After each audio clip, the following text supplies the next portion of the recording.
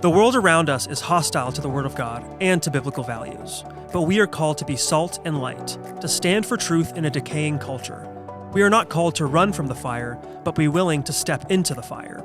God has placed you at this time in history on purpose and for a purpose. Join us as we get better equipped to address civics and culture from a biblical worldview. Welcome to Into the Fire, powered by Dream City Church. Let's welcome our hosts, Debi and Sam. Today's topic is Generation Revival, and we're joined here today by Kaden Matchett, who's the, you just told me a second ago, youth director? Yes, Oh, good. youth director. Look at that, I got it right. 5 seconds, I'm like Dory today, I forgot it already. But so the youth director at Dream City Church, and you are leading youth at both the Glendale campus and the Phoenix campus, right? Yes. We are so glad to have you here with us today. Yeah, You're super fun. excited. Can you just tell us a little bit about yourself? Like, just introduce yourself to us, of your family, that kind of thing. So I'll go all the way back. My dad was on staff here in the 90s. They got married here, and then I was born. So this is like my home. Yeah. And then when I was 3, we kind of moved around. He's been a senior pastor at many different places. So we lived in Canada, Kansas City, Northwest Indiana, right outside of Chicago. Then I moved here for Dream City College in 2018, where I studied ministerial leadership and eventually got on the youth staff, and God has just blessed my life. And now looking back all these years, I'm youth director and I get to lead at Phoenix and Glendale. So super fun. That's awesome. And you are married and you have a family? Yes. Yeah, I'm married. We've been married for 4.5 years. It'll be 5 years in January. And then we have one kid right now, Eldon. He's 2 in 4 months, and then we have another one on the way due in January. That's so Congratulations. exciting. Thank you. Yeah, super fun. We're so exciting. All the babies being born right now. Awesome. Yeah. Yes. Well, it kind of goes into what we're talking about a little bit, the Generation Revival. Because we've been seeing a resurgence, and I know we've been talking about like just statistics on like the Daily Wire and different things like that.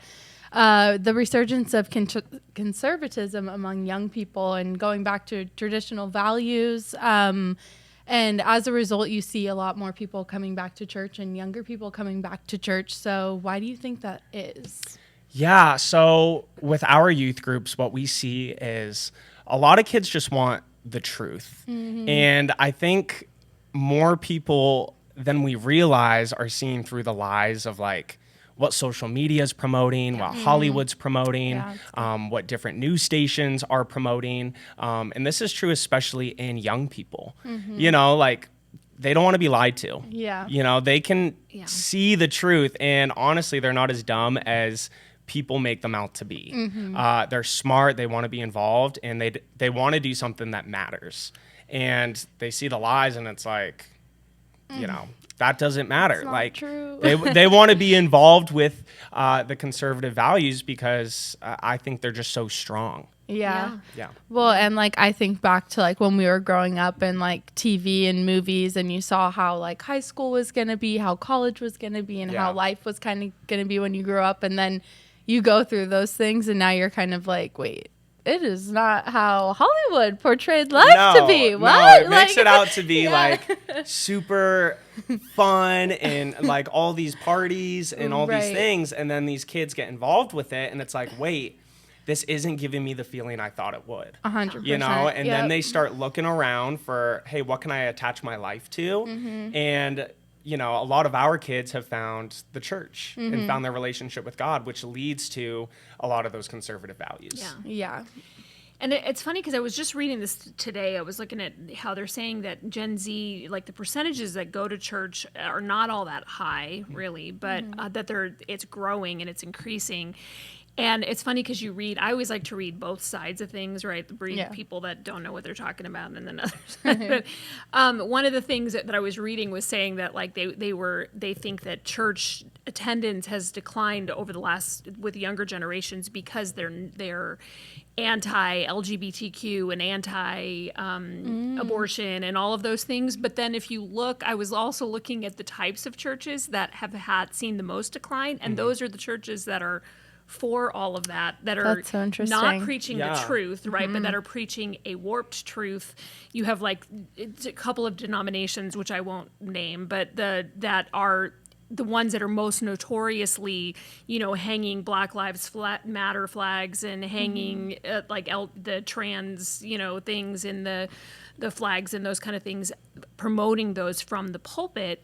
And those are the types of churches, actually the denominations, that are seeing more of a decline. Right. And you have a lot of really traditional evangelical, Pentecostal, Catholicism, those really traditional sort of denominations are seeing more of a rise than the sort of, quote, woke denominations. So it's interesting that they're still not seeing that correlation. You know what I mean? Yeah. Well, I think people realize with those churches that maybe are compromising in certain ways that they're no different than the world. Yeah. They're no different than Hollywood Yeah. and social media and what news stations say we should and shouldn't do, Right. And like I said, I just think people are starting to wake up and they don't want to just be told what they want to hear. People want to grow and people want to leave a legacy. Yeah. And part of that means choosing the high road, and that's not the high road is not these easy churches Right. that preach just what you want to hear, but the churches that preach the truth and stick to their values.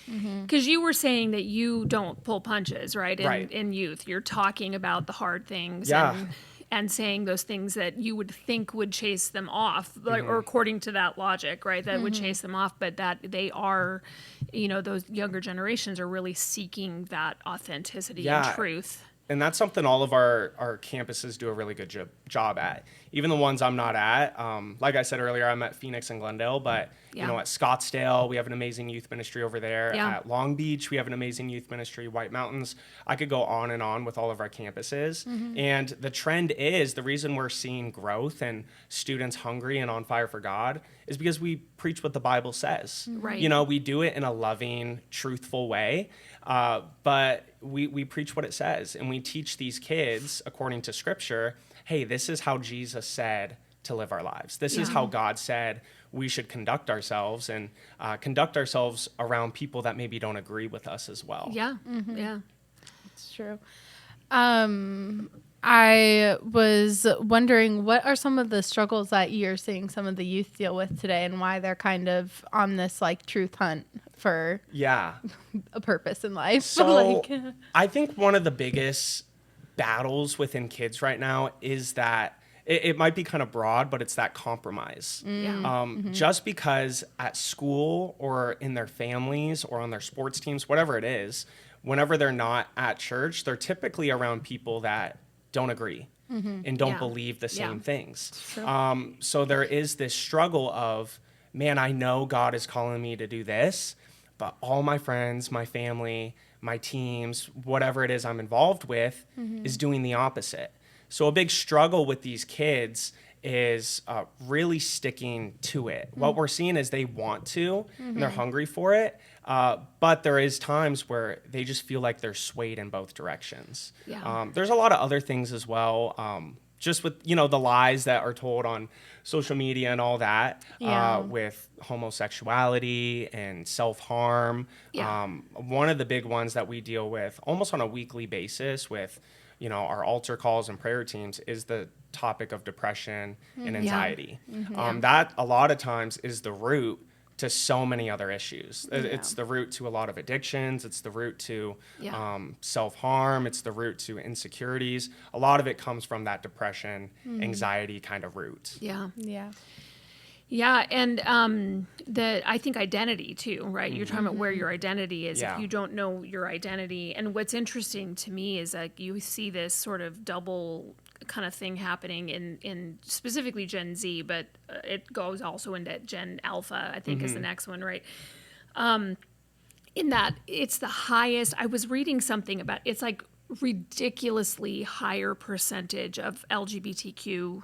Everything else, but it's a significant jump in a percentage that identify as that, from like it's like 25-30% of that of Gen Z versus like 9% of millennials or something like that. I mean, it's a big jump. Right. And then fewer as you get older, right? Gen X and boomers and all that are really low single digit percentages. But, and I don't have the exact numbers in front of me, but saying that it's like they're seeking for that identity. Yes. And they're either finding it in that, right? Or, and then again, it's like leading to all of those things that you were talking about, of drug and alcohol use, sex, depression, self-harm, all of those different things, because they're seeking identity. Right. And then you also have this trad resurgence, right, of people wanting to, get married and have babies young and go to traditional kind of churches and make sourdough, Oh yeah, that's my favorite. I like those all people. the sourdough. Yeah, right. Yeah. But it's weird, like you have this sort of double thing happening Yeah. in that generation where you've got this resurgence of both of those things, right? A big jump in the numbers and the percentages of other identity seeking, and then a big jump in the traditionalism Right. that we haven't seen in millennials and some of the older young adults, right? Yeah. Yeah. I think for the people that we're seeing the jump in like homosexuality and self-harm and depression, a big part of that, what we're seeing is social media. Yeah. The algorithms that are on like TikTok, especially, they know the areas that you're weak in. Yeah. It's just like how the enemy works. That is so He true. knows the areas we're weak in, and they're being force-fed this content, and they don't even realize it's shaping their worldview. So what we're trying to do, a lot of kids that come in, we're having to like reteach things and almost like, hey, forget what you know. This is what the Bible says, and this is absolute truth. Because a lot of these kids, they're dabbling in those areas of homosexuality or depression or anxiety. A lot of those things are like, they wear it as a badge of honor, almost. They're like, yeah, I'm depressed. And they make it out to be like this cool, awesome thing.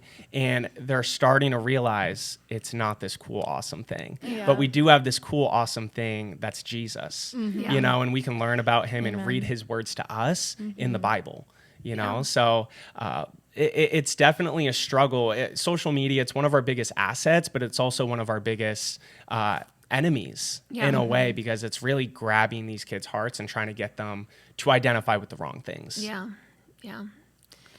And you were telling us, we didn't really talk about this beforehand, but you've had your own struggles, right? Yeah. And you were talking about how you relate those to when you're ministering to young people and talking about that you're talking from a place of experience, right? That you've seen that, because you were saying you grew up in the church, Yes, pastor's kid, family is serving the Lord, right? All of those things that and you have a lot of students that are not, right? I was one that was not. I was not raised in church. I didn't even know anything about it until I was an adult. But you were raised in church, but you also, no one is immune to that. And we all have struggles with sin, with anxiety, with all of those different things. And you were talking a little bit, I don't know if you wanted to share any more about that. Yeah. So like you said, I grew up in church. So growing up, I knew right and wrong. And something happened in high school for me where I just wanted to experience the world. It's all my friends at school pretty much weren't Christian, and they lived totally secular lifestyles.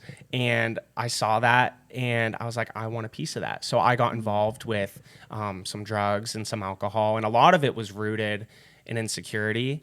Something I struggled with a lot in that time was anxiety and some bouts of depression as well. And so I've kind of stepped on both sides of it. And man, so pretty much all throughout high school for 3 or 4 years there, I was just hurting myself, emotionally, spiritually, mentally, all those things. And it led to a point where I was like, I can't do this anymore, and thank God I was in a good home with parents that loved me, with parents that, hey, they were aware of these struggles and they loved me through it. But they told me the truth as well. That was a big thing. It wasn't hey, we love you, we're just going to be okay with this. This is who you are type of thing. Like, keep rocking in this lane you're rocking in. But no, there were some tough conversations. There was some consequences to those actions, especially living in their house. But let me tell you, through their love and through the church, having a good community and a good youth pastor and a good youth ministry I was a part of, I was able to get back on track. And, that's around the time when I got back on track, God called me to ministry. And really since then, my life is totally transformed. Yeah, I love that. And I think that's important too. I mean, what you just said a minute ago is that, this is, I think, sort of the warped thing that happens in our culture in a lot of ways is you think, okay, if you love people, you have to agree with their lifestyle. Yeah. But that's not what Jesus was. It was, I love you, but go and sin no more. Yeah, this exactly. is the truth. This is the way that you should be acting. And these are the, the what's good for you. Yeah. And so you can do both, right? You can love people. And obviously from the story you're telling us what your parents and the adults in your life did for you. Yeah. So and that's what you're doing now. Yeah. So, part of it too, something I just thought about was, I think a lot of it was rooted in, I never had my own relationship with Jesus. It was always through my parents or through my family members or through my friends. And I never made it real for me. Yeah. I was just that Sunday morning church kid. I was that Wednesday night youth group church kid. And that's where my relationship with Jesus started and stopped. So once I got back on track, I realized, hey, this has to be an everyday thing. Yeah. Because if not, the enemy's going to start taking ground again, and he's going to start taking over. So you got to be really intentional about, hey, you got to take ground for Jesus in your relationship with him every day. Yeah, no, that's so good. I love that. Love it.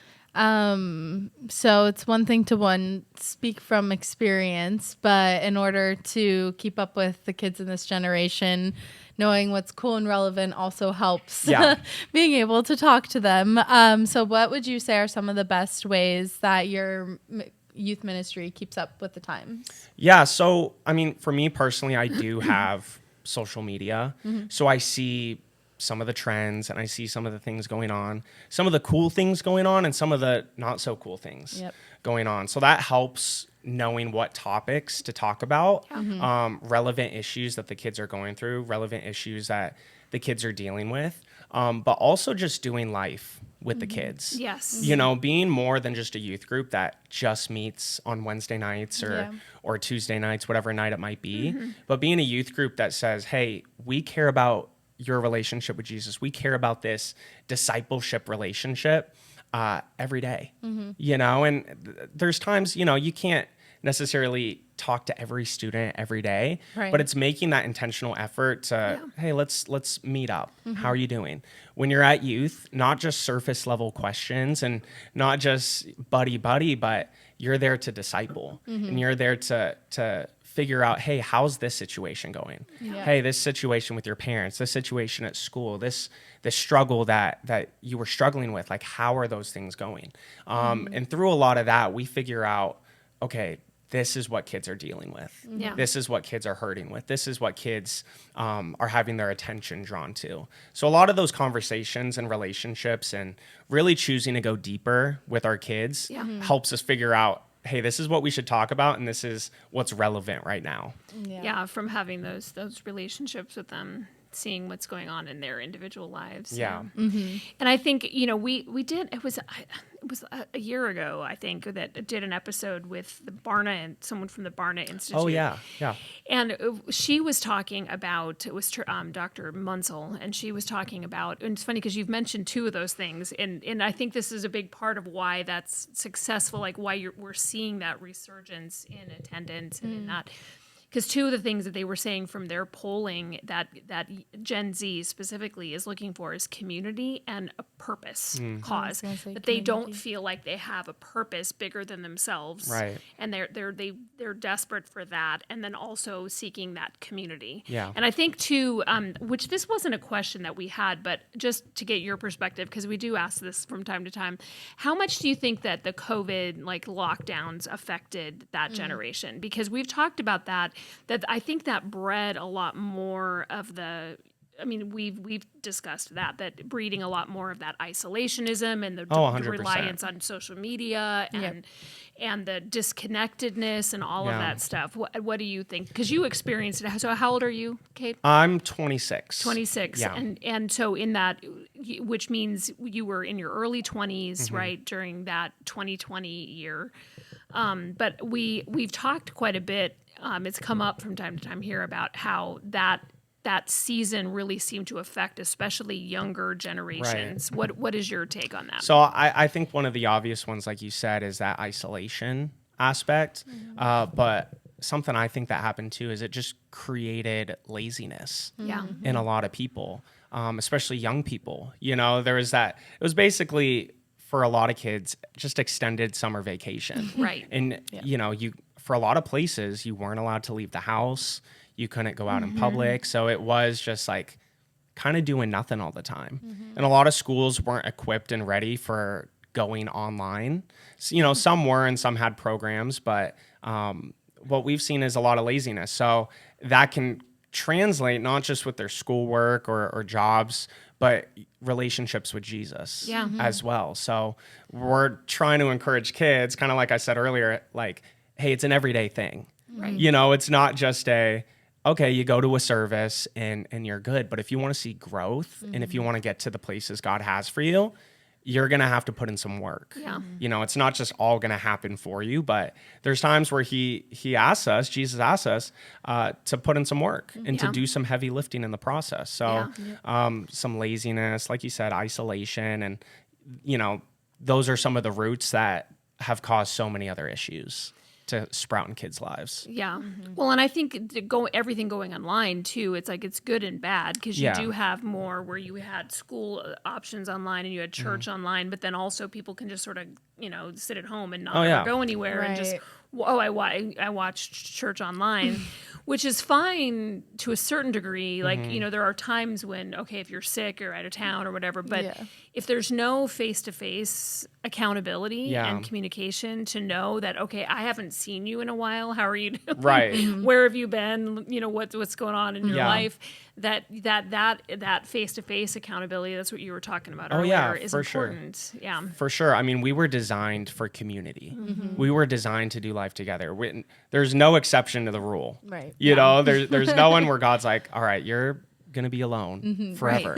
No, but he's designed us to do life together for moments where, we're supposed to shoulder the load and help shoulder that burden that people have, in times where people are supposed to do that for us, and help us through a circumstance. I tell our kids and our youth students, sometimes God wants to bring about the miracle in your life through a leader, through someone praying for you.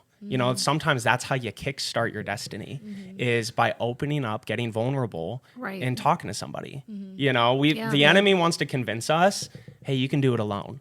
You can lone wolf this thing. All you need is you and your strength. But a lot of times we're not strong enough on our own. We're never strong enough on our own. We always need the strength, God wants to give us. But sometimes he wants to give us that strength through a mentor, through a leader, through a pastor. Yeah. That's so good. That's good. And it doesn't have quite the same impact over a text either, right? Right. I mean, those things are good, but they can't replace that face-to-face. They're good, kind of like a company tools type of things, Good. but it's not the full experience. Right. Well, and because too, you can't tell, what somebody texts, you can't read, you see on their face or whatever. I think it's, what's interesting too with this traditional thing is that you see a lot of young people getting off of social media, getting off of their phones, doing those things and kind of leaving that stuff where they're being intentional. Are you seeing some of that too? Yeah. So something we've seen kids try to start doing. Obviously, there's kids where they're on their phones and their screens all the time, but it's like the simple parent tool, like the screen time function, where people are realizing, like, dude, I'm on my phone for like eight hours a day, like 10 hours a day. Some kids even more than that. I know, between like games on their phone, social media, stuff like that. And I think people are realizing it's an issue.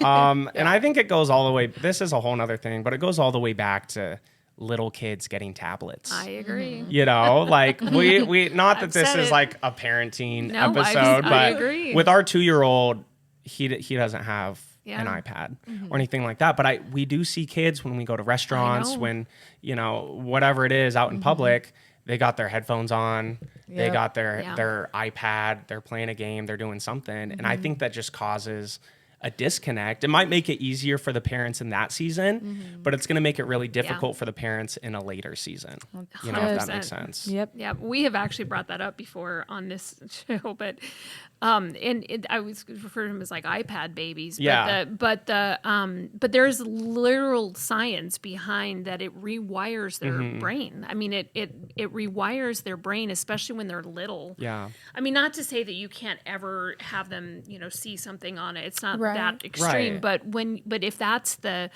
they get that instant sort of gratification, and it's similar to like an addiction, right? Where you get in there when you're putting that in front of kids as their primary sort of distraction tool, right?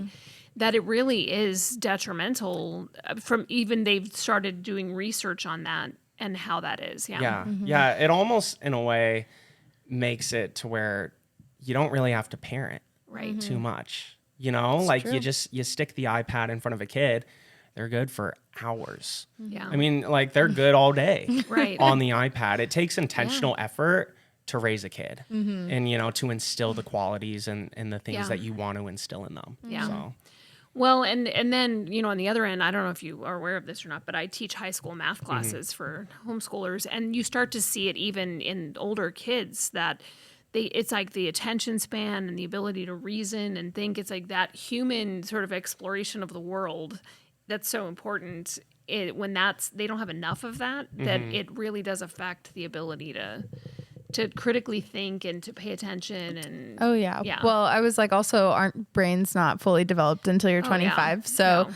I mean, I'm thinking of how it applies to children, and I'm like, I feel like it would be the same for you even as a teenager, the same type of principle. Well, because I even remember like when I had TikTok and I'd catch myself scrolling, and if I would do that for multiple days in a row, like watching a TV show would be irritating because I'm like, this is not fast enough. Yeah, I know. And then so you can't focus on anything. Yeah. Right? And so it's a real thing. And when I started noticing that, I was like, okay, maybe it's time to delete that.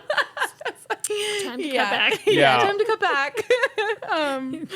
So it's a real thing that kids deal with too. Yeah, it really is, and I feel like it needs to be talked about more. But that whole just the screen time and all of that stuff, it's good that you're talking about that. Yeah, Yeah, I feel like it was like the technology revolution. So right.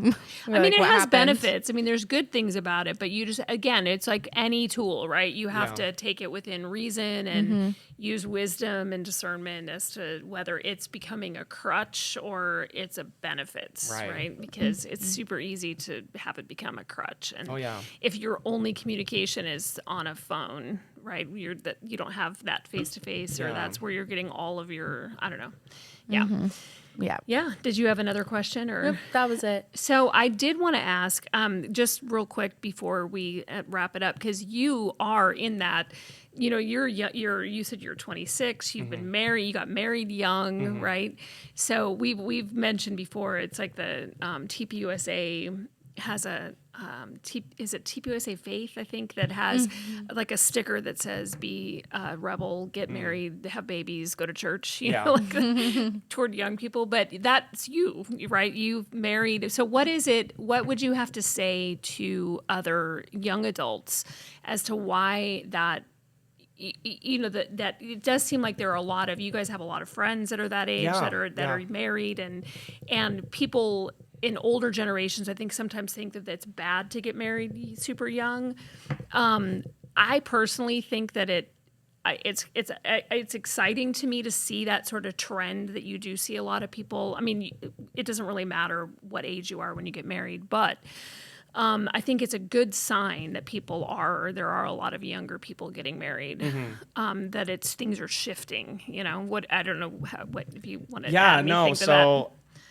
It's something I've definitely noticed throughout the years. Like you said, like I have a lot of friends and family members that have gotten married pretty young. Yeah. And I think part of it is, in the people that I've seen, in their relationships, God is number one. Yeah. You know, it's not the other person.